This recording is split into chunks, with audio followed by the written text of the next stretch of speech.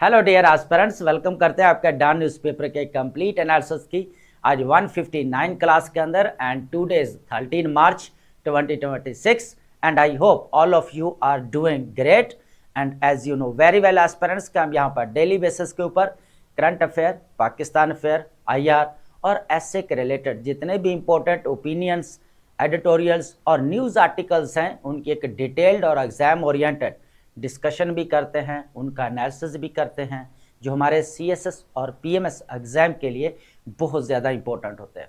Dear aspirants, जो हमारे don newspaper का एनालिसिस रहने वाला है फॉर द होल ईयर रहेगा 2026। जितने भी हमारे एस्पिरेंट्स हैं वो अपने सीएसएस 2027 के लिए और जितने भी हमारे पीएमएस एस्पिरेंट्स हैं, चाहे वो सिंध के हैं, केपी के हैं, बलूचिस्तान के हैं, पंजाब के हैं, तो वो अपनी न्यू डेवलपमेंट्स, न्यू अपडेट्स को कवर कर सकते हैं डेली बेसिस के ऊपर थ्रू नोट्स मेकिंग। अब क्वेश्चन यहाँ पर ये होता है कि सर हम नोट्स मेकिंग किस तरह करें, तो ये मैं ऑलरेडी अपने प्रीवियस लेक्चर्स में बता चुका हूँ कि किस तरह जो है अपने नोट्स मेकिंग करनी है। लेकिन एक चीज़ मैं लाजमी साथ क्लियर करता जाऊँ कि आपका जो 2026 है ये बहुत इंपॉर्टेंट है। इसके अंदर बहुत सारी हमें न्यू डेवलपमेंट्स होते हुए नज़र आ रही हैं। जिस तरह हमें वॉर एंड कॉन्फ्लिक्ट्स देखने को मिल रही है, जिस तरह हमें यहाँ पर ओल्ड रूल बेस्ड ऑर्डर जो है एंड होता हुआ नज़र आ रहा है या उसको एंड किया जा रहा है, या फिर आप ये भी कह सकते हैं जो आपका वर्ल्ड ऑर्डर चेंज हो रहा है तो वो हो नहीं रहा बल्कि क्या हो रहा है, यहाँ पर उसको चेंज किया जा रहा है। तो ये इस तरह की बहुत सारी न्यू डेवलपमेंट्स है जो आप डेली बेसिस के ऊपर कवर करें।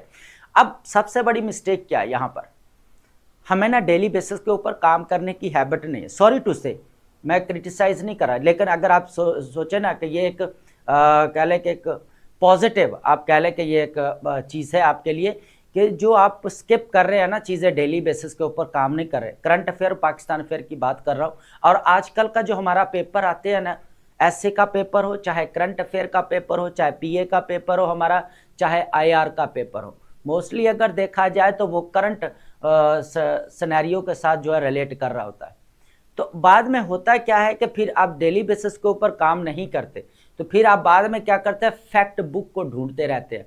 फिर आपको मैगजीन जो है वो ढूंढने के ऊपर लग जाता है कि आप मैगजीन मिल जाए, कहीं से आर्टिकल्स मिल जाए, कहीं से करंट अफेयर की बुक मिल जाए, कहीं से फैक्ट एंड फिगर वाली बुक मिल जाए।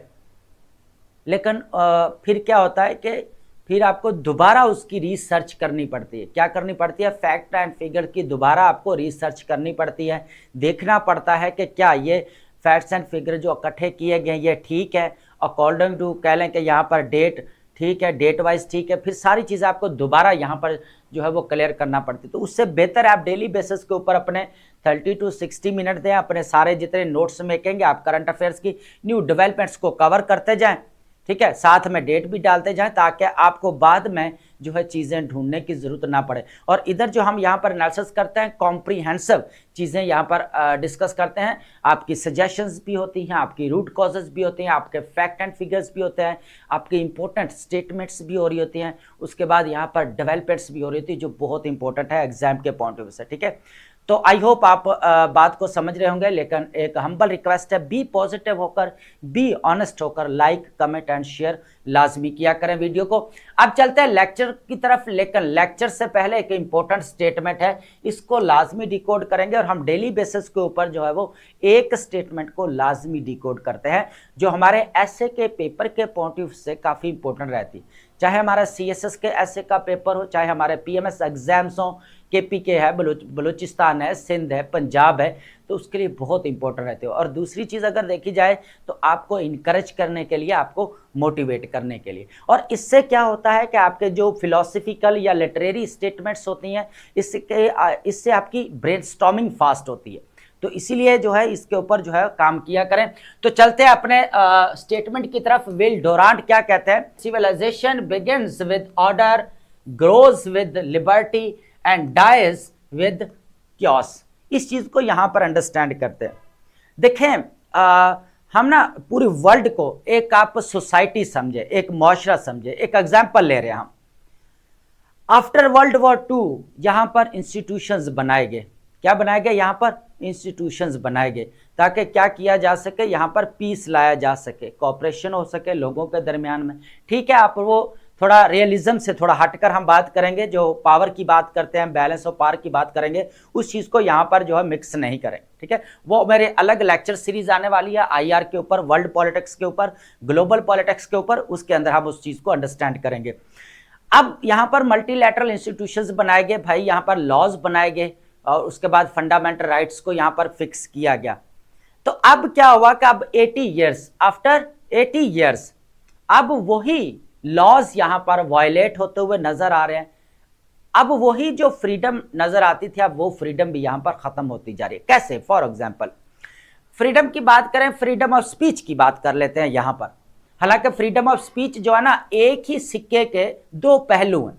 अगर ये ज्यादा हो जाए फिर भी इंतशार फैलता है, फिर भी क्योस फैलता है। लेकिन हम थोड़ा सा जो इसको सिविलाइजेशन के साथ रिलेट करेंगे, सोसाइटी के साथ, मुआशरे के साथ इसको रिलेट करके अंडरस्टैंड करने की कोशिश करते हैं ताकि आपको चीज क्लियर। वैसे तो आपको पता है कि सिविलाइजेशन का जो है वो कह लें कि एक उसका कह लें कि फाउंडेशन भी है, देन वो उसकी ग्रोथ भी है, देन फिर उसकी एंडिंग भी है। तो ये वही हीगल वाली जो थ्योरी है ना कि थीसिस, एंटीथीसिस एंड सिंथेसिस, ठीक है, वही अप्लाई हो रही है। यही चीज है कि कैसे जो है वो सिविलाइजेशन का राइज एंड फॉल होता है। आप ये समझ लें, मुगल इरार की भी यहाँ पर थोड़ी सी एग्जांपल ले लेंगे, लेकिन मल्टीलैटरल इंस्टीट्यूशन को थोड़ा सामने रखते हैं।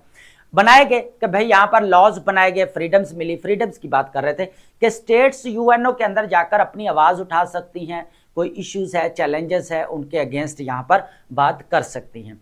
फिर क्या हुआ? लॉज बनाए गए। ठीक है, तो लॉज के अकॉर्डिंग जो है पूरा जो है स्टेट्स काम करेंगी। ठीक है, जितने भी यहाँ पर इंडिविजुअल्स, अब मैं बात कर रहा हूँ यहाँ पर इंडिविजुअल मीन्स स्टेट्स की बात कर रहा हूँ। यहाँ पर ये नहीं है कि मैं बात कर रहा हूँ कि इंडिविजुअल मीन्स हर कोई अलग अलग, नहीं, बल्कि स्टेट्स एक सोसाइटी के अंदर है ना। हम सोसाइटी, वर्ल्ड को एक सोसाइटी कंसीडर कर रहे हैं, तो सोसाइटी के अंदर कौन रहता है? आपके इंडिविजुअल्स रहते हैं। तो ये मैं क्लियर करना चाहता था ताकि बहुत सारे फिर स्टूडेंट्स को कन्फ्यूजन भी होते हैं यहाँ पर। अच्छा, बात करते हैं इंपॉर्टेंट। अब क्या हो रहा है कि यहाँ पर उन्हीं आज लॉज को यहाँ पर क्या किया जा रहा है? वायलेट किया जा रहा है, उन्हीं लॉज को यहाँ पर तोड़ा जा रहा है।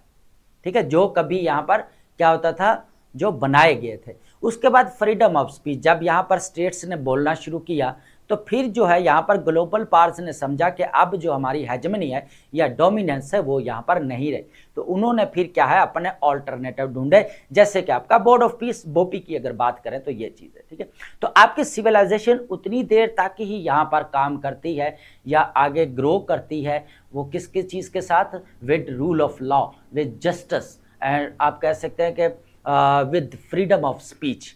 ठीक है, तो इस चीज़ के साथ ही जो है आपकी सिविलाइजेशन यहाँ पर क्या होती है, जो है वो ग्रोथ की तरफ जाती है। लेकिन फिर क्या होती है कि यही चीज़ जब यहाँ पर ख़त्म होना शुरू हो जाए तो फिर क्या होता है, यहाँ पर क्योस देखने को मिल रहा है।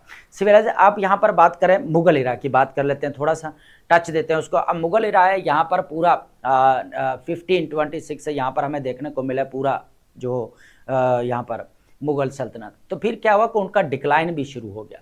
ठीक है, तो फिर डिक्लाइन हुआ तो फिर आपके सामने ये वॉर इंडिपेंडेंस देखने को मिली, तो सारी चीज़ें फिर उस डिटेल में नहीं जाएंगे, लेकिन यह कि थोड़ा सा आपको रेफरेंस देना था कि सिविलाइजेशन जी उतनी देर तक ही चलेंगी जितनी देर तक लॉज को फॉलो करेंगे, डिसिप्लिन होगा, वहाँ पर नज़्म व ज़ब्त एंड ज़वाबित होंगे, यहाँ पर रूल्स होंगे, लॉज होंगे, तो उतनी देर ठीक चलेगा। नहीं तो फिर बाद में किस में कन्वर्ट हो जाता है, वो आपका क्योस में कन्वर्ट हो जाता है। तो अब चाहे यहाँ पर बात करेंगे इंपोर्टेंट ओपिनियन आर्टिकल्स हैं, इनको वन बाय वन डिस्कस करते हैं। लेकिन इसके अंदर कुछ ओपिनियन ऐसी भी थी जो क्रिटिसिज्म था काफ़ी, जो है वो कह लें कि ट्रंप को लेकर भी एक ओपिनियन थी, तो वो हमने भी डिस्कस नहीं की, ऑलरेडी डेली बेसिस के ऊपर तो डिस्कस कर रहे हैं। और उसके बाद अगर देखा जाए कुछ और भी हमारे पास ओपिनियंस थी, वॉर को लेकर भी थी, तो उनको भी हमने यहाँ पर एक साइड पर रखा, उनको भी ऐड नहीं किया। ऑयल्स को ऑलरेडी जो है प्राइसेस बढ़ रही हैं, ग्लोबल इकॉनमी जो है वो कह लें कि इंस्टेबिलिटी की तरफ जा रही है, तो वो भी ऑलरेडी हम डिस्कस कर चुके हैं डेली बेसिस के ऊपर। तो उसके अंदर कोई न्यू डेवलपमेंट्स नहीं है, बस थोड़े बहुत हमें जो है यहाँ पर फैक्ट्स एंड फिगर देखने को मिल रहे हैं। ट्रंप की तरफ से जो स्टेटमेंट कही जा रही है कि डॉलर को जो है वो कह लें कि ये जो ऑयल का जो कीमत है वो प्राइसेस डाउन होगी जितनी देर ईरान के साथ वॉर। तो ये चीज़ें हम ऑलरेडी कवर कर चुके हैं, ए टू जी चीज़ें डेली बेसिस के ऊपर कवर कर रहे हैं। आज हमारा थोड़ा सा लेक्चर रहने वाला डिफरेंट है, तो इंपॉर्टेंट है, लेकिन पाकिस्तान की फॉरेन पॉलिसी को लेकर डिस्कस करेंगे, वन बाय वन चीज़ों को लेकर यहाँ पर चलते हैं ताकि आपको चीज़ें क्लियर हो जाए। सबसे पहले हमारे पास यहाँ पर रहेगा might is right and might is right, power, justice and moral order. इस चीज़ को यहाँ पर अंडरस्टैंड करेंगे, बहुत इंपॉर्टेंट है। स्टेटमेंट है एक important, when might is right, when might is right rights become phrasal. जब जिसकी लाठी और जिसकी भैंस वाला रूल यहां पर होगा ना, तो जो आपके राइट्स हैं वो भी आपके खत्म हो जाएंगे, यहां पर कमजोर पड़ जाएंगे, ये कहा जा रहा है। तो अब यहां पर देखा जाए ना, कभी टाइम पे हमें चंगेज खान देखने को मिलता था कि पूरा यहां पर कंट्रोल करता हुआ नजर आ रहा था, ठीक है, टेरिटोरियल एनेक्सेशन आप कह सकते हैं, ठीक है। उसके बाद आपको जो है हलाकू खान देखने को मिला, वो भी इसी तरह जो है यहां पर हिटलर आपके सामने रहा। उसके बाद फिर ब्रिटिश आ गए, ब्रिटिश ने आकर क्या किया, कॉलोनीज बनाना शुरू कर दी। पावर थी ना भाई, ताकत है, मिलिट्री ताकत है, फौज है उनके पास, ठीक है। तो क्या किया, पूरा जो है यहां पर ब्रिटिश ने कंट्रोल कर लिया, ठीक है। अब ब्रिटिश से पहले हमें यहां पर जर्मनी देखने को मिलता है, उससे पहले हमें फ्रांस देखने को मिलता है। तो इन लोगों की यहां पर पूरा हमें यहां पर एक देखने को मिल रहा है कि जिसके पास पावर है, जिसकी लाठी उसकी भैंस, वही कंट्रोल कर रहा है। और आज किसके पास पावर है, यहां पर यूएसए के पास, यहां पर वेस्ट के पास। तो आज वो पूरी दुनिया के अंदर, आज जो न्यू कॉलोनियलिज्म की बात करते हैं, जो हम कॉलोनियलिज्म तो कह लेना फिजिकल जाकर जो है वो टेरिटरी को कैप्चर करना और देन रिसोर्सेस को निकालना और ले जाना। लेकिन यहां पर जो आज बात की जा रही है ना, वो इनडायरेक्टली, ठीक है, डायरेक्टली इनडायरेक्टली, ओवर्ट या कॉवर्ट आप इसको कह सकते हैं कि न्यू कॉलोनियलिज्म वाला क्या है चक्कर, कि भाई घर में बैठे रहो, बाकी जो है पूरा आप इन्फ्लुएंस क्रिएट करके रखो, बिल्ड करके रखो। मैं सिंपल से अल्फाजों में कहना चाह रहा हूं, बेसिकली इसको कॉम्प्लेक्स नहीं बनाना चाह रहा मैं। तो क्या होता है कि आप मिलिट्री पावर है, इकोनॉमिक पावर है, यूएसए क्या कर रहा है, जैसे इसी तरह जो अपना इन्फ्लुएंस क्रिएट किया हुआ है। चाइना क्या कर रहा है, अफ्रीकन कंट्रीज के ऊपर भाई अपना इन्फ्लुएंस क्रिएट कर रहा है, ठीक है, लोन देकर उनको, बीआर प्रोजेक्ट चल रहा है, और भी बहुत सारी चीजें, डेट ट्रैप डिप्लोमेसी भी कहा जाता है कभी कभी। तो ये चीजें हमें देखने को मिल रही हैं कि माइट इज राइट, ठीक है, जिसकी लाठी उसकी भैंस। सेकंड हमारे पास है delicate balance navigating the geopolitical main. इसको देखेंगे कि ये हमारे पास माइनफील्ड, इसके अंदर क्या चीज है, ये बहुत इंपॉर्टेंट है। देखिए, एक तरफ जो है यहां पर पाकिस्तान बोपी ज्वाइन कर चुका है, यूएसए के साथ रिलेशंस बिल्ड हो चुके हैं, रेयर अर्थ मिनरल्स को डील हो चुकी है, सेक्रेटरी ऑफ स्टेट की तरफ से पाकिस्तान को रीजनल और ग्लोबल डिप्लोमेसी के अंदर अपना रोल प्ले करते हुए रिकग्नाइज भी किया है। दूसरी तरफ गल्फ स्टेट्स के साथ यहाँ पर रिलेशंस है और स्ट्रेटेजिक डिफेंस पैकेट है, यहाँ पर सऊदी अरेबिया के साथ और यूएई के साथ बायलैटरल रिलेशंस है। कतर ने जो है यहाँ पर पाकिस्तान और अफगानिस्तान के दरमियान में जो है वो कह लें कि मेडिएटर रोल प्ले किया था जब अफगानिस्तान और पाकिस्तान की वॉर लगी। ईरान हमारा नेबर कंट्री है, इसको भी लेकर चलना पड़ेगा, और चाइना का आपको पता ही है कि हमारा ऑलरेडी उनके साथ मामला है। तो ये चीज़ है कि पाकिस्तान अगर देखा जाए डेलिकेट बैलेंस की बात की जा रही है, और ये हमारे पास केस स्टडी रहेंगे जो भी हमने डिस्कस किया कि किस तरह जियोपॉलिटिकल टेंशन को खत्म किया जा सकता है और पाकिस्तान अपना रोल प्ले कर रहा है। तो अगर देखा जाए तो ये पाकिस्तान की फॉरेन पॉलिसी के रिलेटेड है, और ये अगर आप देखा जाए तो ये आपका ग्लोबल पार्ट्स जो यहां पर बात की जा रही है कि रूल बेस्ड ऑर्डर जो है आपका एंड हो रहा है, खत्म हो रहा है, उस चीज की यहां पर बात की जा रही है। थर्ड हमारे पास है foreign affairs confirms engagement with China to reduce Kabul tension mediating regional tension. सबसे पहले किसने रोल प्ले किया यहां पर, सबसे पहले थोड़ा सा अगर पीछे जाएंगे तो वो फिर आगे लेक्चर के अंदर डिटेल के साथ डिस्कशन कर लेते हैं। दोहा पीस प्रोसेस यहां पर हुआ, यूएसए की फोर्सेस को यहां पर विदड्रॉ किया गया। फिर अभी जो है फिर मामला जो है पाकिस्तान और अफगानिस्तान के दरमियान में कुछ थोड़े बहुत चले, लेकिन यहाँ पर फिर जो है बाउंड्री को भी चैलेंज किया गया, वैसे भी टेरिटोरियल इश्यूज भी देखने को मिले। फिर यहाँ पर टेररिज्म सबसे बड़ा मेजर इशू बन चुका है। तो फिर क्या हुआ कि यहाँ पर अक्टूबर 2025 के अंदर पाकिस्तान और अफगानिस्तान के दरमियान में यहाँ पर जो है ना 48 आवर्स वॉर होती है। तो यहाँ पर कतर रोल प्ले करता है, फिर टर्की प्ले करता है, तो ये चीज़ें देखेंगे। और अब यहाँ पर चाइना ने कहा है, देखेंगे अब देखिए यहाँ पर चाइना की पॉलिसी आपको ऑलरेडी पता है, जियो इकोनॉमिक है एंड बीआर प्रोजेक्ट उसका फर्स्ट प्रायोरिटी है जो 150 कंट्रीज को आपस में कनेक्ट कर चुका है। ऑलमोस्ट अगर देखा जाए तो 1.2 और 7 जो है ना हमें ट्रिलियन डॉलर का जो वो प्रोजेक्ट भी देखने को मिलता है। देखिए बात यह है कि पाकिस्तान जिस तरह हमने ऊपर वाला यहां पर किया ना डेलिकेट बैलेंस, चाइना भी डेलिकेट बैलेंस लेकर चलना चाहता है। हालांकि अगर देखा जाए तो रिसेंट प्रीवियस ईयर्स में जिस तरह यहां पर अटैक्स किए गए तो यहां पर चाइनीज भी जो है वो हमें कुछ ना कुछ जो है वो मारे जाते हुए नजर आए। तो लेकिन फिर भी क्या है कि चाइना पाकिस्तान और अफगानिस्तान में के साथ बैलेंस अप्रोच के साथ चलना चाहता है, ये चीज़ है। उस तरफ भी और इस तरफ उसका इंटरेस्ट क्या है, सेंट्रल एशिया तक आपको पता है BRI प्रोजेक्ट है, ये चीज़ है। फोर्थ नंबर पर है USA लॉन्चेस। अब वही चीज़ यहाँ पर जो हमें न्यू ईरा ऑफ प्रोटेक्शनिज्म की बात करते थे, जो हम यहाँ पर टैरिफ वॉर हमें या टैरिफ डिप्लोमेसी देखने को मिल रही थी, ये चीज़ against dozens of the nations escalating trade tension, USA trade probes and global reaction। यहां पर बात करेंगे जो ट्रेड एक्ट है, किसके यहां पर बात करेंगे, जो ट्रेड एक्ट है 1974 यूएसए का, उसके मुताबिक जो है यहां पर यूएसए ने इसकी इन्वेस्टिगेशन स्टार्ट की है और इसके ऊपर यूरोपियन कंट्रीज का क्या रिएक्शन है और इसके बाद चाइना का क्या रिएक्शन है, ये बहुत इंपॉर्टेंट है। ये बेसिकली आप कह लें कि यूएसए की फॉरेन पॉलिसी के रिलेटेड आप कह सकते हैं इसको, ठीक है, या आपका ट्रेड वॉर लगी हुई इसको कह सकते हैं, या टैरिफ्स को लेकर कह सकते हैं, यहां पर यह चीज है। फिफ्थ नंबर पर है जिस तरह पाकिस्तान को एथनिक इश्यूज का सामना करना पड़ रहा है,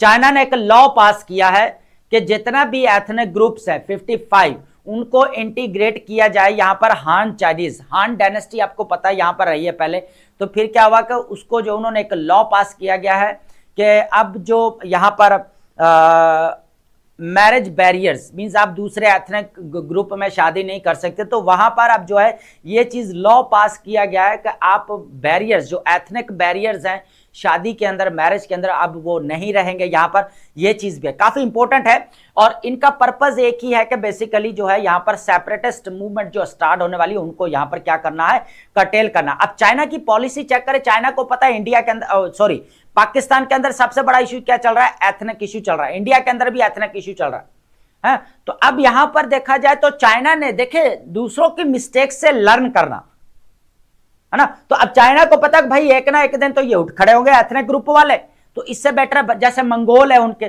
ठीक है, उसके बाद मैंचूज है उनके, तो इस तरह के हैं जो ग्रुप जो यहां पर 55 एथनिक ग्रुप की बात की गई है। ऑलरेडी अगर देखा जाए तो 56 ऑफिशियल कितने हैं, 56 एथनिक ग्रुप्स हमें नजर आते हैं जो हान चाइनीज है। तो China passes a new ethnic minority law, ये बहुत इंपॉर्टेंट है, केस स्टडी रहेगा हमारा किसके रिलेटेड, जो एथनिक इश्यूज है पाकिस्तान इंसर्जेंसी एंड बलोचिस्तान। तो आप यहां पर जो जब सोल्यूशन देंगे या सजेशन देंगे कि इस चीज को यहां पर डील कर सकते हैं आप। Mandarin language and China's ethnic unity law, ये इंपॉर्टेंट है और लास्ट में हम वोकैब डिस्कस करेंगे और वोकैब का मैं डेली बेसिस के ऊपर बोल रहा हूँ, सिनोनिम्स और एंटोनिम्स के पॉइंट ऑफ से मत प्रिपेयर करें इसको अपना वोट, या जिस तरह हम वोट बैंक है, बैलेंस बैंक बैलेंस है, इसी तरह अपना वोकैब बैंक बनाए ताकि आप मेन एग्जाम के अंदर टॉपिक के रिलेटेड जॉर्गन्स, टर्मिनोलॉजीज और वोकैब को यूज कर सकें और इससे आपके बहुत सारे मिसाइल जो रेपिटेशन वाले वो यहां पर सॉल्व हो जाएंगे।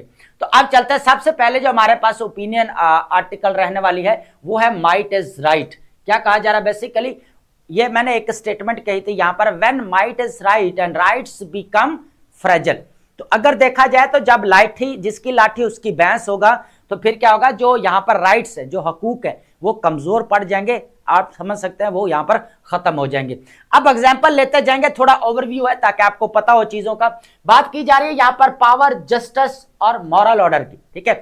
तो एक प्राइमल हमारे पास मैक्सिम है, इस चीज को देखते हैं, power determines outcomes, the wolf eats the lambs regardless of logic and innocence. इस चीज को अंडरस्टैंड करते हैं। एक एग्जांपल ली गई है यहां पर कि जो वॉल्फ है, एक स्टोरी आप समझ सकते हैं यहां पर कि भेड़िया बेसिकली लैम्प को खाना चाहता है और लैम्प क्या करती है, यहां पर कमजोर है, इनोसेंस है, और वॉल्फ यहां पर जो भेड़िया है वो ताकतवर है।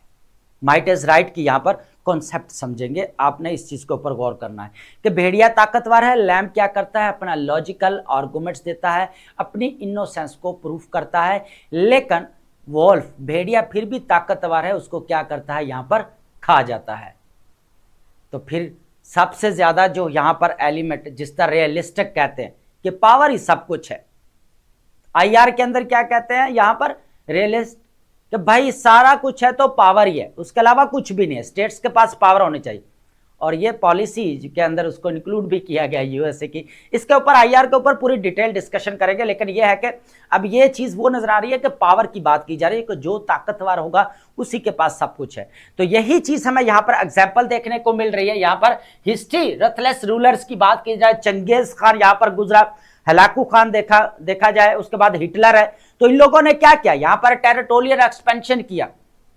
चंगेज खान आपके सामने ही है, ठीक है, कहां से जो है निकला और कहां से जो है वो सभ्य कॉन्टिनेंट तक जो है वो उसने आने की कोशिश की, किस तरह जो है पूरा जो है टेरिटोरियल एनेक्सेशन।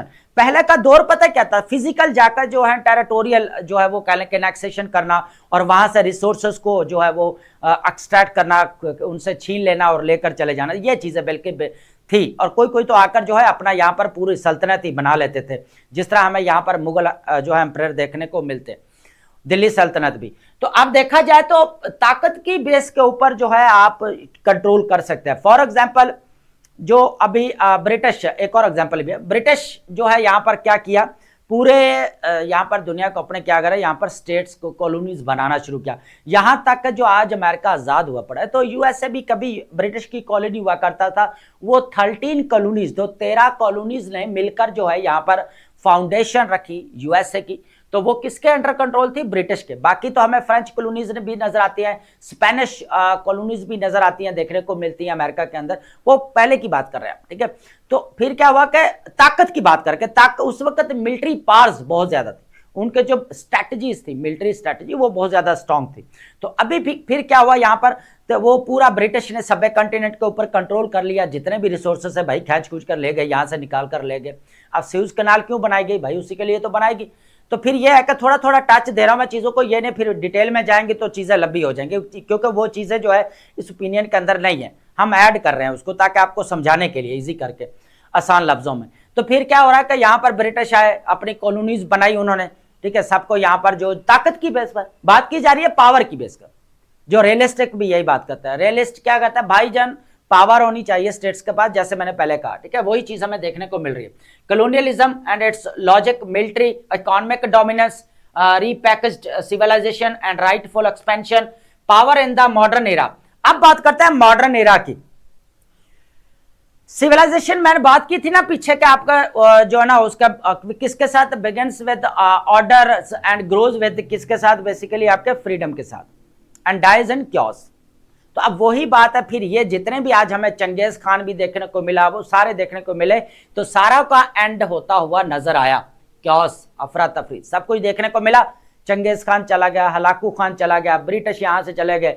तो अब कौन आया यहाँ पर, वेस्टर्न पावर की बात की जा रही है, यूएसए की भाई ताकतवर है, दुनिया के अंदर पहले नंबर पर है। तो super power selectively replying international rules only when convenient. तो अब यही चीज कही जा रही है कि जो बात की जा रही है ना, आपका ओल्ड रूल बेस्ड ऑर्डर यहाँ पर एंड हो रहा है। और ये स्टेटमेंट यूज की थी mark Carney, Canadian prime minister, world economic forum के ऊपर, जो 19 to 23 जनवरी 2026 को हुई है, वहां पर उसने जो है ये स्टेटमेंट बोली थी। तो अब वही ये स्टेटमेंट सब थ्रू जो है यहाँ पर ईयर हमें देखने को मिलेगी। तो अगर देखा जाए थ्रू आउट जो है ना ईयर देखने को मिलेगी। लेकिन यह है कि जो अब बात की जा रही है ना, माइट इज राइट, जो पावर है, ताकत है, तो अब किसके पास है, वेस्ट के पास। पहले किसके पास है, चंगेज खान, हिटलर जैसे चले गए, हलाकू खान, ब्रिटिश। अब जो है यहाँ पर पावर देखने को मिल रही है यूएसए के पास। तो अब यहाँ पर इंपॉर्टेंट चीज भी है कि unity as a resistance, united nation is indomitable and internal cohesion as the answer to external aggression। तो इंटरनली स्ट्रांग होंगे तो देन आप एक्सटर्नली जो लड़ सकते हैं। तो ये चाइना की पॉलिसी बड़ी बेस्ट है। चाइना कहता है भाई अंदरूनी तौर पर पहले स्ट्रांग हो, इकोनॉमी अच्छी हो, देन जो है हम एक्सटर्नल इश्यूज हैं या चैलेंजेस हैं उनको खत्म कर सकते हैं। तो अब वो यूएसए को भी यहाँ पर चैलेंज करता हुआ कभी भाई नजर आ रहा था, कुछ अच्छी स्टेटमेंट दे रहा होता है। अब मॉरल अल्टरनेटिव की बात की जाए, Quranic and prophetic principles, unity, love and reciprocity as a foundation for just statecraft। तो अब ये चीजें देखने को मिल रही है। लेकिन यहाँ पर जो है वो इस्लामिक पॉइंट ऑफ व्यू लिया गया कि यूनिटी, लव और रेसिप्रोसिटी की बात की गई है। तो ये भी इंपॉर्टेंट है। हमारे पास ये 6 पॉइंट थे जो हमने डिस्कस किए। एक जनरल डिस्कशन थी कि माइट इज राइट होता है, तो फिर कैसे जो है यहाँ पर जो हमें एनेक्सेशन देखने को मिलती हैं, किस तरह जो है वो कह लें कि दुनिया के ऊपर रूल किया जाता है। अब डेलिकेट बैलेंस की बात करेंगे, ये इंपॉर्टेंट हमारे पास रहने वाली है। ये है एडिटोरियल आर्टिकल हमारे पास, क्योंकि ओपिनियन आर्टिकल्स अगर देखा जाए तो वो हमारे सेम थे, कुछ जो थे हमारे वो रिलेटेड नहीं थे टॉपिक के। नेविगेटिंग जियोपॉलिटिकल माइनफील्ड की अगर बात की जाए यहाँ पर, तो Pakistan delicate balance in the face of USA Israel aggression against Iran, तो ये चीजें सब पता है आपको। बात यहाँ पर आ रही है डिप्लोमेटिक टाइट रॉप की। Pakistan balance condemn USA Israel aggression against Iran and maintaining strategic ties to USA Gulf allies whilst sanctioning यहाँ पर ईरान काउंटर अटैक्स। तो अब यहां पर आप समझेंगे, फिर हम रेजोल्यूशंस के ऊपर आएंगे। तो एक तरफ क्या है, यूएसए के इंटरेस्ट क्या है, मैंने जैसे पहले बताया, रेयर अर्थ मिनरल्स के साथ उनकी हमें पार्टनरशिप देखने को मिल रही है। F-16 के ऊपर यहाँ पर रिलैक्सेशन देखने को मिली। उसके अलावा भी अगर देखा जाए तो पाकिस्तान और यूएसए काफी क्लोज आ चुके हैं आफ्टर वॉर बिटवीन इंडिया और पाकिस्तान, ठीक है। तो मई के बाद जो है इन दोनों के दरमियान में क्लोजनेस देखने को मिले। यहां तक कि secretary of state mark Rubio, उन्होंने क्या कहा, भाई दोनों को जो है यहाँ पर पाकिस्तान रीजनल लेवल के ऊपर ग्लोबल डिप्लोमेसी के अंदर अपना रोल प्ले कर रहा है, और इसको जो है रिकॉग्नाइज भी किया पाकिस्तान की इस चीज को, तो पार्टनर भी इसको कंसीडर किया। तो उन्होंने बड़ा क्लैरिटी के साथ कहा कि रेयर अर्थ मिनरल्स भी एक्सट्रैक्ट करने हैं बलूचिस्तान के अंदर। तो सारी चीजें यहाँ पर हुई। तो अगर देखा जाए तो पाकिस्तान यूएसए के साथ भी चलना चाहता है। इधर गल्फ स्टेट्स है, तो गल्फ स्टेट्स यमन के अंदर वॉर हुई तो पाकिस्तान ने यहाँ पर न्यूट्रल रहा जो सऊदी अरेबिया और यूएई के मामले में, और क्योंकि उनके यहाँ पर हमें वॉर देखने को मिली, तो इसके ऊपर मेरा सेपरेट लेक्चर अब ऑलरेडी जो है वो कवर किया हुआ पूरा कंप्लीट हिस्ट्री के साथ। लेकिन यह है कि फिर क्या हुआ कि अब पाकिस्तान गल्फ स्टेट्स के साथ रिलेशन है, सऊदी अरेबिया के साथ स्ट्रेटेजिक डिफेंस पैकेट है, यूएई के साथ हमारा लॉन्च वाला मामला, सारा बायलैटरल रिलेशंस है, ईरान हमारा नेबर कंट्री है, और चाइना के साथ हमारा सी पैक है। तो अब यहां पर अगर देखा जाए डेलिकेट बैलेंस अगर देखा जाए तो पाकिस्तान सब की तरफ लेकर चल रहा है। एक तरफ तो यहां पर जो है ईरान के ऊपर जो अटैक्स हो रहे हैं वो भी कंडेम कर रहा है कि नहीं होने चाहिए। वो इसलिए नहीं होने चाहिए कि भाई रीजनल पीस और कह लें international regional and international security and peace का मसला है, इशू बनता है। तो इसीलिए जो है यहाँ पर पाकिस्तान की फॉरेन पॉलिसी का मेन एजेंडा भी है कि भाई रीजनल लेवल के ऊपर, ग्लोबल लेवल के ऊपर पीस एंड सिक्योरिटी होनी चाहिए, अमन और सुकून होना चाहिए। फिर क्या हुआ, पाकिस्तान ने स्टांस लिया यहाँ पर। अभी बहरीन की तरफ से हमने अभी रिसेंटली प्रीवियस लेक्चर में जो है डान के हमने कवर किया था। अब जो डेली बेसिस के ऊपर कवर कर रहा है, यहाँ पर लेक्चर ले रहा है, उसी का फायदा हो रहा है कि यहाँ पर फिर आप चीजें छोड़ोगे तो फिर आपके लिए मसला है। लेकिन यह है कि डेली बेसिस के ऊपर जो कवर करेगा वही जो है आगे जो है चीजों को लेकर चल पाएगा, नहीं तो फिर ढूंढते रहना बाद में करंट अफेयर के बुक और फैक्ट्स एंड फिगर्स। आजकल बथेरे जो है वो कह लें कि यहाँ पर जो है ना नोट्स मेकिंग हो रही है, यहाँ पर बन भी रहे, बेचे भी जा रहे हैं, ठीक है। तो वो लीजिएगा, फिर डेमोन्स्ट्रेटेड, फिर आपकी रिसर्च तो नहीं होगी ना, फिर आप रिसर्च करेंगे, फिर मसला जो आपके एनालिटिकल एबिलिटी चाहिए वो कहाँ से लेकर आएंगे। बैकिंग बहुत है बहरीन, फिर रट्टा ही मारेंगे सारा मेमोराइजेशन। तो यहाँ पर क्या हुआ कि बहरीन का जो हमें यहाँ पर रेजोल्यूशन जो पास होते हुए नजर आई, जो है पाकिस्तान ने जो है यहाँ पर दोनों के अंदर रोल प्ले किया। एक तो रशिया की तरफ से जो है मिडिल ईस्ट को लेकर जो है क्या लेके रेजोल्यूशन पेश की गई, पाकिस्तान ने उसको भी सपोर्ट किया, लेकिन उस यूएसए ने वीटो पावर का यूज़ किया। और यहाँ पर यह कहा गया कि जो ईरान की बेसिकली साइड ले रहा है रशिया, ये भी है। लेकिन दूसरी तरफ जो है यहाँ पर बहरीन ने जो है वो ईरान ने जो अटैक्स किए गल्फ स्टेट्स के ऊपर यूएसए मिलिट्री बेसिस को निशाना बनाया, तो उसके ऊपर कंडेमनेशन थी, एक मजम्मत भी थी। तो वो भी जो है पाकिस्तान ने उसको भी सपोर्ट किया, वोट दिया, और यहाँ पर जो मिडिल ईस्ट के अंदर हो रहा है उसको भी वोट दिया, दोनों रेजोल्यूशंस को, ठीक है। अब यहाँ पर क्या है, रशियन एंड बहरीन। उसके बाद स्ट्रेटेजिक इंपेरेटिव की बात की जाए, moral opposition to aggression is tempered by economic, strategic and geopolitical interest, including a mutual defense pact with Saudi Arabia, making Riyadh defense priority। तो ये ऑलरेडी हम डिस्कस कर चुके हैं। पाकिस्तान के अगर टर्की की बात की जाए तो टर्की के साथ ऑलरेडी आपको पता है इंपॉर्टेंट अभी रिलेशंस है। उसकी वजह यह है कि पाकिस्तान और अफगानिस्तान के दरमियान में जब यहाँ पर क्लैश हुआ यहाँ पर 48 आवर्स का, तो यहाँ पर फिर टर्की ने भी रोल प्ले किया, और 3 टाइम जो है यहाँ पर इस्तांबुल के अंदर पाकिस्तान, अफगानिस्तान और टर्की मेजॉरिटी रोल प्ले करते हो, इनके दरमियान में निगोशिएशंस टॉक्स हुई। नो डाउट उन टॉक्स का कोई फायदा नहीं हुआ, कोई रिजल्ट्स नहीं निकले, डिमांड तो जो थी पाकिस्तान की वो पूरी यहाँ पर नहीं की गई। Pushing for the ceasefire Pakistan discussion with Iranian leadership and potentially with Turkey and other Muslim states aims to champion fresh comprehensive ceasefire resolution at the यहाँ पर UNCC मतलब यूएन सिक्योरिटी काउंसिल की बात की जा रही है, foundation for peace. Any effective peace plan requires clear condemnation of regime change attempts in Iran and immediate cessations of all regional attacks and USA Israel pledging to respect state sovereignty। तो ये तो अगर देखा जाए तो according to international law तो ये चीज बेसिकली कही जाए तो ये जितना भी है एंटोनियो गटेरस ने भी यही कहा कि भाई इंटरनेशनल लॉज को यहाँ पर वायलेट किया जा रहा है। तो अगर देखा जाए तो ये है पाकिस्तान का मीन्स डेलिकेट बैलेंस की बात की गई है। अब बात करेंगे कि यहाँ पर चाइना अपना रोल प्ले करना चाहता है। पहले हम ऑलरेडी डिस्कस कर चुके हैं कि किसने रोल प्ले किया। यहाँ पर पहले तो कतर के अंदर दोहा पीस हुआ जिसको वायलेट कर रहा है अभी भी अफगानिस्तान, ठीक है। जब से अफगान तालिबान गवर्नमेंट आई है तो बहुत सारे इश्यूज पाकिस्तान के टेरिटरी के अंदर जो है देखने को मिल रहे हैं, बलूचिस्तान के अंदर, KPK के अंदर।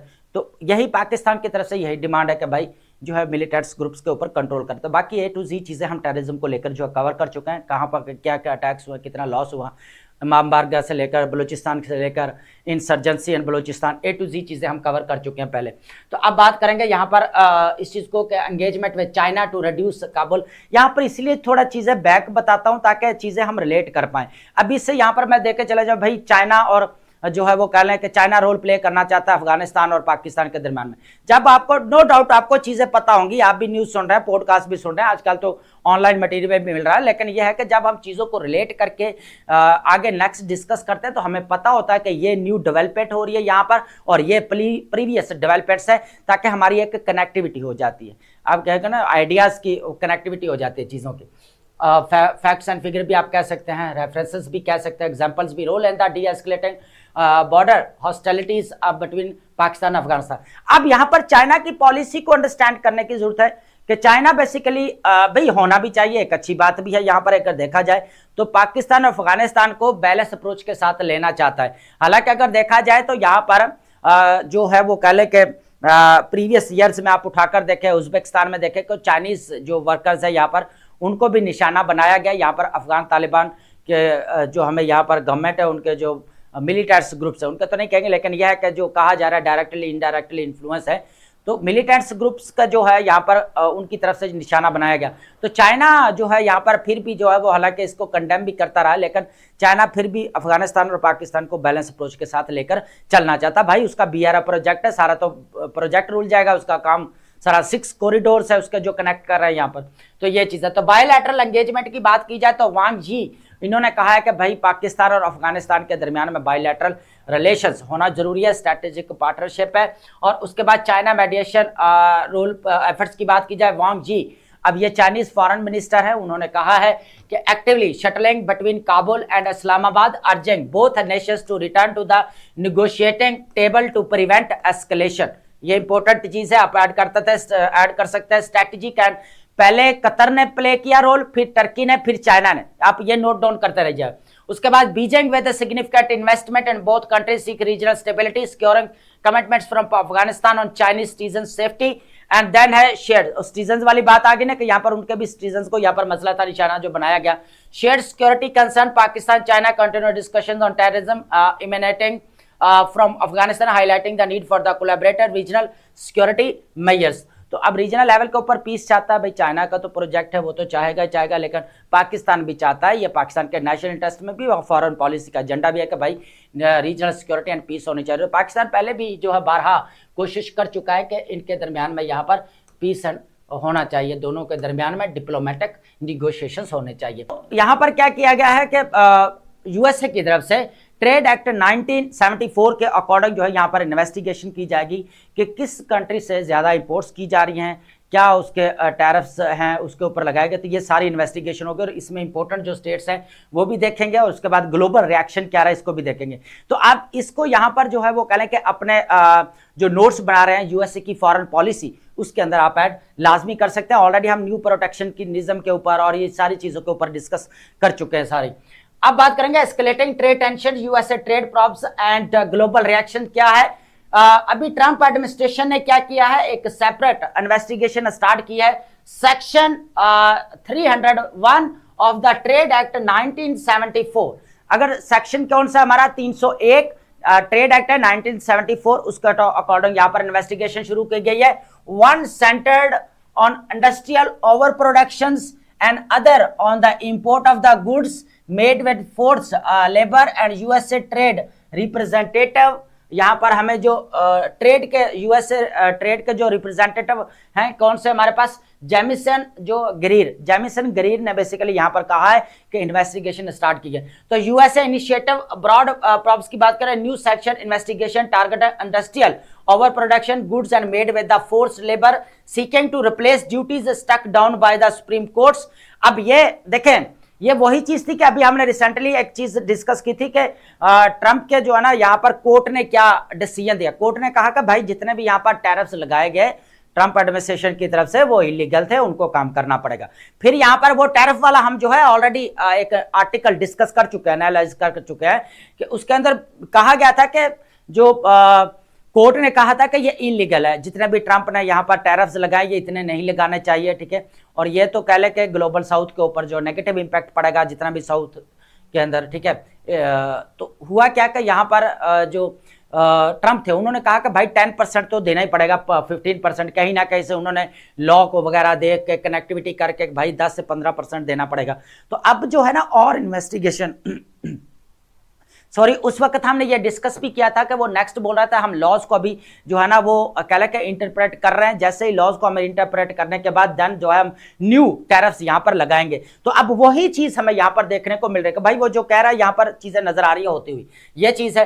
ग्लोबल रिएक्शन क्या करा भाई, यूरोपियन कंट्रीज तो यहाँ पर फिर उसके सामने खड़े हो गए, जिस तरह उसको पहले ग्रीनलैंड को लेकर जहाँ यहाँ पर यूरोपियन कंट्रीज को टैरिफ वार्न किया गया, और देन फिर जो है वो चाइना वाला मामला है इंडिया वाला के सामने, ये तो देखा जाए तो यूएसए की तरफ से टैरिफ्स का सामना करना पड़ा। तो यूरोपियन है, चाइनीज है, Japan, India, Mexico, South Korea है, other risking inflame trade relations. उसके बाद है European firms response, the European union was respond firmly and to any breaches of the existing tariffs agreements seeking urgent clarity from the US.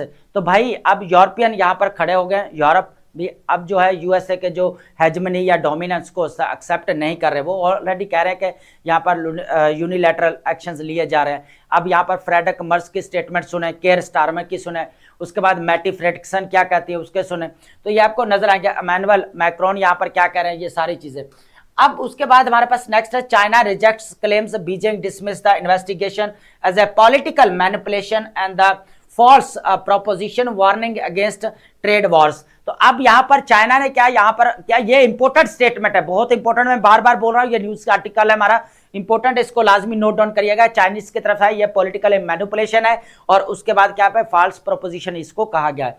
उसके बाद है geopolitical implications क्या पड़ेगा यहाँ पर, investigation stage for the potential new tariffs. तो यहाँ पर पर्पज एक ही है पूरे न्यूज आर्टिकल्स का, ये जितना लॉज को मैंने जैसे पहले बोला कि इंटरप्रिटेशन किया जा रहा है, तो ये उस वक्त भी ट्रंप ने कहा था भाई हम काम करेंगे इसके ऊपर और टैरिफ्स का सामना करना पड़ेगा स्टेट्स को, ये चीज उसने पहले क्लियर की थी। तो अब रिएक्शन सबके सामने आ गए, तो आप इनको नोट डाउन कर सकते हैं। अब जो एथनिक यहाँ पर मिनोरिटी लॉ पास किया गया है, ये बहुत इंपॉर्टेंट है, क्योंकि अगर देखा जाए तो एक हमें केस स्टडी मिल गया है, एज एग्जाम्पल मिल गया है, जो हमारे कह लें कि यहाँ पर बलूचिस्तान के अंदर और केपीके के अंदर हमें यहाँ पर एथनिक इश्यूज जो देखने को मिल रहे हैं उसको देखेंगे। जिस तरह यहाँ पर सेपरेटिस्ट मूवमेंट यहाँ पर बन चुकी हैं जो है वो कहते हैं, और दूसरे के जो उनकी डिमांड्स हैं उनके अकॉर्डिंग, तो इस तरह जो है चाइना ने देखा कि भाई एक तो पाकिस्तान के अंदर ये मसला चल रहा है, दूसरा इंडिया के अंदर भी चल रहा है, तो हम इसका क्या यहाँ पर जो है वो कह लें कि स्टेप्स लें ताकि अभी से जो है इनकी आवाज़ें जो है यहाँ पर वो दबा दी जाए। तो ये चीज भी आप समझ सकते हैं कि बेसिकली आप ये कह सकते हैं कि नेशनल यूनिटी और नेशनल इंटीग्रेशन कैसे इंश्योर करवाई जा सकती है, ये चाइना बेसिकली इस लॉ बनाया कि हम यहाँ पर चाइना के वो जो लॉ बनाए उसके अकॉर्डिंग भाई हम नेशनल यूनिटी और नेशनल इंटीग्रेशन चाहते हैं, ये चीज है। तो ऑलरेडी अगर देखा जाए तो पाकिस्तान को इशू है यहाँ पर बलूचिस्तान को लेकर, केपीके को लेकर, तो एथनिक जो हमें यहाँ पर चाइना एथनिक यूनिटी लॉ पास किया गया, और इसके अंदर अगर देखा जाए यूनिफाइड नेशनल आइडेंटिटी, उसके बाद sparking debates on cultural assimilation और सॉवरेनिटी।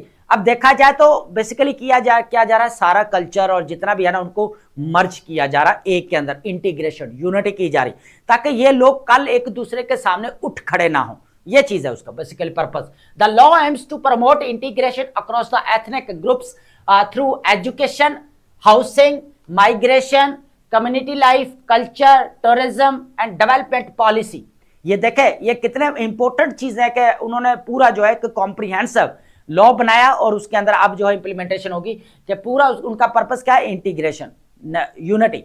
तो जितने भी एथनिक ग्रुप होंगे वो आपस में कनेक्ट होकर रहेंगे, वो एक दूसरे से अलग होने की बात नहीं करेंगे। तो अब देखा जाए तो न्यू लेजिस्लेशन का यहां पर जो नाम रखा गया है ये आप नोट डाउन कर सकते हैं, promoting ethnic unity and progress. क्या है लॉ का मतलब भी, एक तो एथनिक यूनिटी होनी चाहिए और दूसरा यहां पर साथ साथ तरक्की भी होनी चाहिए, दोनों चीजें हैं। तो law aims to forge a shared national identity among the its 55 ethnic minority groups. अब 55 में अगर देखा जाए तो हमारे पास यहां पर जो नजर आते हैं सबसे पहले तो जो हान चाइनीज नहीं है, जो हान डायनेस्टी हमें देखने को मिल रही थी वो नहीं है, तो इनके साथ इनके अंदर जो हमें आते हैं एक तो तिब्बतन, दूसरा मंगोल्स, मैंचूज और योग्रेस, ये वाले जो हमें जितने भी है ये मिनोरिटीज एथनिक नजर आते हैं और ये 55 एथनिक ग्रुप्स नजर आते हैं जो लॉ पास किया गया है तमाम एथनिक ग्रुप को आपस में कनेक्ट करना और कनेक्ट करके इंटीग्रेशन और यूनिटी होनी चाहिए, ये चीज है। इंटीग्रेशन मैंडेट की बात की जाए, the law's mandate Mandarin as the primary language in the schools and official businesses, religious groups required to adapt। लेकिन यहाँ पर एक इंपॉर्टेंट चीज ये है ना, सिंसिजाइजेशन जो हमें यहाँ पर रिलीजन देखने को मिल रहा है ना, ये थोड़ा सा अलग चीज है। लेकिन ये है कि इन केस ऑफ पाकिस्तान अगर बात की जाए, बलोच है, चाहे पश्तून है, चाहे हमारे जितने भी है ब्रोई हैं, लेकिन है तो मुस्लिम ना, क्या है मुस्लिम। तो अगर देखा जाए तो एथनिक इश्यू, लेकिन रिलीजन एक है, तो क्या कह रहे यहाँ पर सबको इंटीग्रेट कर देना चाहिए और होना भी चाहिए, देखा जाए तो एक पेज के ऊपर आना चाहिए, तो ये चीज है। तो असिमिलेशन कंसर्न्स की बात की जाए, क्रिटिक्स आर्गू विद दिस, लेकिन ये जहां पर जो है ना रिलीजन थोड़ा सा हमें देखने को मिल रहा है, इसके ऊपर क्रिटिसिज्म देखने को मिलेगा कि चाइना जो अभी लॉ पास किया है तो ये किस्म का मर्ज किया जा रहा है, रिलीजन भी इसके अंदर इंक्लूड हो रहा है। असिमिलेशन कंसर्न की बात की जाए तो क्रिटिक्स क्या कहता है, argues this will further around minority identities. वो कहता है कि जो मिनोरिटी आइडेंटिटीज है उनका कल्चर यहाँ पर खत्म हो जाएगा, क्योंकि यहाँ पर किया क्या जा रहा है कि इनका पर्पस है कि हान जितने भी चाइनीज है उनके अंदर इनको मर्ज कर देना पर्पस है, ठीक है, ताकि वो बीजिंग के साथ या चाइना के साथ और ज्यादा लॉयल हो सके। लीगल रेपरकशंस की बात की जाए, the law incorporates clauses against separatism and empowers legal actions against any individuals or organization undermining the ethnic unity। तो अब ये भी है सेपरेटिस्ट जिस तरह मूवमेंट हमें यहाँ पर देखने को मिल रही है, जो कहते हैं भी हमारा अलग है, हमें यहाँ पर जो है ना सेपरेट चाहिए, ये वो सारी चीजें। तो फिर इसी डर से फिर इन्होंने क्या किया, इस लॉ को यहाँ पर बनाया ताकि इन चीजों से यहाँ पर छुटकारा हासिल किया जा सके। उसको पता है भाई इंडिया और पाकिस्तान के अंदर जो सूरत हाल है कि सेपरेटिस्ट मूवमेंट देखने को मिल रही है, एथनिक ग्रुप जो आवाज उठा रहे हैं, तो उसने कहा पहले ही जो है ना इसकी आवाज उठने से पहले दबा दिया जाता, ऐसा लॉ यहाँ पर पास कर दिया गया चाइना की तरफ से। तो अब बात करेंगे, यहाँ पर हमारे पास वोकैब है, वोकैब को डिस्कस करते हैं, बहुत इंपॉर्टेंट है हमारे पास दोस्तों, इसको वन बाय वन जो है यहाँ पर डिस्कस करते हैं। वर्ड क्या है हमारे पास, कनक्लेव। कनक्लेव मीन्स क्या है, private secret meeting of a group, assembly या काउंसिल, ठीक है। तो आप ये भी कह सकते हैं खुफिया इजलास, जहां पर अहम मालूमात डिस्कस की जाती हैं, शेयर की जाती हैं, जो बाहर डिस्क्लोज नहीं की जा सकती। रैम्बलिंग, रैम्बलिंग्स मींस क्या था, डिस्कनेक्टेड और वॉन्डरिंग थॉट्स और speech that lack clear structures और फोकस। आप ये भी कह सकते हैं कि बातों में बेतरतीबी या गैर वाज़ेह बातें। इनके दोनों जो यहाँ पर सिनोनिम्स है वो इंपॉर्टेंट है, रैंटनिंग एंड मियांडरिंग, ठीक है, सिमिलर जो मीनिंग है। ऑनरस, वर्ड क्या रहेगा, onerous, something that is very demanding, great effort. आप ये भी कह सकते हैं कि कोई जिम्मेदारी हो जो बहुत भारी हो, मुशक्कत वाला काम आप कह सकते हैं यहाँ पर, बर्डन सब या अर्डेस आप इसको कह सकते हैं। क्रीपी, वर्ड हमारे पास क्या है, क्रीपी। क्रीपी का मतलब काजिंग एन अनईजी, फ्राइटनिंग और अनप्लेजेंट फीलिंग्स। आप ये भी कह सकते हैं कि अजीब सी आप कह फीलिंग्स होती हैं, जो आपके एक ड्राउनी सी आप कह सकते हैं, जो डर पैदा करती है। अब नाखुशगवार भी आप कह सकते हैं फीलिंग्स को, ठीक है। एरी या स्पूकी आप इसको कह सकते हैं, बेचैनी आप कह सकते हैं। रेकनिंग मतलब क्या होता है यहाँ पर, मूवमेंट्स ऑफ अ जजमेंट, ठीक है, क्या था, जांच पड़ताल के जो लम्हात होते हैं। Settlements are facing the consequences of the past. कोई आप पास्ट में काम करते हैं, फॉर एग्जांपल हम बात करते हैं डे ऑफ जजमेंट की, तो सारे नामामाल क्या होंगे, आपके सामने होंगे, तो हिसाब किताब को बोला जाता है बेसिकली। जैसे क्रीपी होता है ना, बेचैनी हो रही है, इसी तरह सेटलमेंट और जजमेंट। उसके बाद है कैपिचुलेट। कैपिचुलेट मीन्स होता है टू सरेंडर और स्टॉप रेजिस्टिंग इन ऑपोनेंट, ठीक है, क्या करना, सरेंडर कर देना या हथियार डाल देना, हार मान लेना बेसिकली, सरेंडर या यील्ड आप कह सकते हैं। उसके बाद है ग्लाइड पाथ। ग्लाइड पाथ का मतलब अ प्लान और स्मूथ पाथ प्रोसेस और फॉर रीचिंग गोल्स, ठीक है। रास्ता हमवार करना आप ये भी कह सकते हैं, मुकाम तक पहुंचने के लिए, मंजिल तक पहुंचने के लिए रास्ता हमवार करना, ठीक है। तो ट्रेजेक्ट्री या कोर्स आप इसको कह सकते हैं। वर्ड हमारे पास रहेगा एक्सल्ट। एक्सल्ट का मतलब टू फील और express great Joy, Triumph and happiness, ठीक है। खुशी जो है वो मनाना, बहुत ज्यादा जोश और जज्बा आ जाना, आप ये भी कह सकते हैं। रिजॉयस या ट्रायम्फ, बहुत ज्यादा खुशी मनाना भी कह सकते हैं। वर्ड क्या रहेगा हमारे पास, ऑब्लिटरेशन। ऑब्लिटरेशन में क्या, कंप्लीट डिस्ट्रक्शन कह सकते हैं, wiping out of the something, ठीक है। मुकम्मल तबाही को कह सकते हैं, इनाइलेशन आप कह सकते हैं, या एरेडिकेशन कह सकते हैं, मुकम्मल तौर पर खत्म हो जाना। इंटिमिडेशन का मतलब क्या था, द एक्ट ऑफ फ्राइटनिंग और थ्रेटनिंग समवन, ठीक है। किसी को डराना धमकाना भी आप कह सकते हैं, थ्रेटनिंग या बुलिंग। कंपक्शन, कंपंक्शन का मतलब क्या होता है, यहाँ पर आप फीलिंग ऑफ द गिल्ट और मॉरल डिस्कम्फर्ट। क्या होता है, बाद में जो आपको गिल्ट फील होता है, जो आपको मिस्टेक करते हैं, गलती करते हैं, आफ्टर डूइंग समथिंग रॉन्ग, जब कोई आप गलत काम करते हैं और बाद में आपको पछतावा होता है, उसको क्या बोला जाता है, कंपंक्शन, ठीक है, कंपंक्शन होता है। तो रिमोर्स पे आप कह सकते हैं, जो गिल्ट होता है वो आप उसको भी कह सकते हैं। मडल्ड, मडल्ड मीन्स क्या होता है, आप गिल्ट जो वर्ड यूज करता है, कंपंक्शन कर ले यहाँ पर। तो मडल्ड मीन्स क्या होता है, कंफ्यूज्ड, डिसऑर्गेनाइज्ड, बेतरतीब सा, ठीक है। कंफ्यूजन क्रिएट करने वाला, गैर वाज़ेह, नॉट क्लियर इन थिंकिंग और एक्सप्रेशन, ठीक है। कंफ्यूज या डिसऑर्डर्ड। ट्रैंक्विलिटी का आप ऑलरेडी पता है ये वर्ड, पुरस्कून होना मीन्स अमन अमान होना, स्टेट ऑफ कॉमनेस, ठीक है। Peace and quiet without disturbance, खामोशी होना बिल्कुल। सेरेनिटी आप कह सकते हैं, कॉम कह सकते हैं यहाँ पर।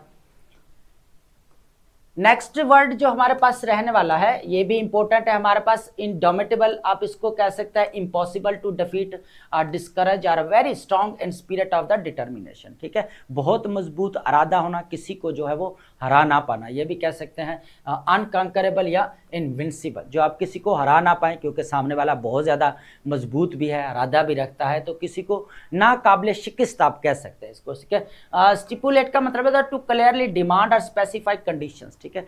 एग्रीमेंट्स के अंदर जो चीज़ें होती हैं उनको क्या किया जाता है, बेसिकली वाजे किया जाता है, क्लियर किया जाता है, ठीक है। तो स्पेसिफाई या रिक्वायर। नेक्स्ट वर्ड हमारे पास है एग्रीजियस। एग्रीजियस मीन्स क्या आता है, एक्सट्रीमली बैड, बहुत बुरी तरह, ठीक है। नहायत ही शर्मनाक, शॉकिंग या ऑब्वियसली रॉन्ग। फ्लैग्रेंट या आउटरेजियस आप इसको कह सकते हैं।